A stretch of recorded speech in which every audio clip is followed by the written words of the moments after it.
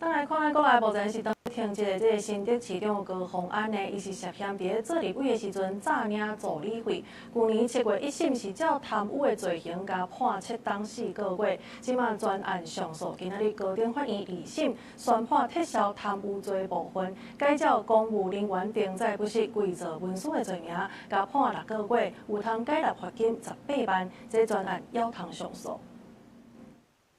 很清楚明白的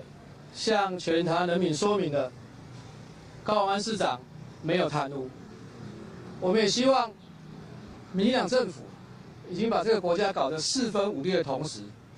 应该从这个判决开始，停止撕裂国家，停止用双标的方式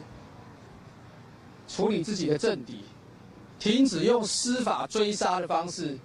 再度把这个国家陷入混乱。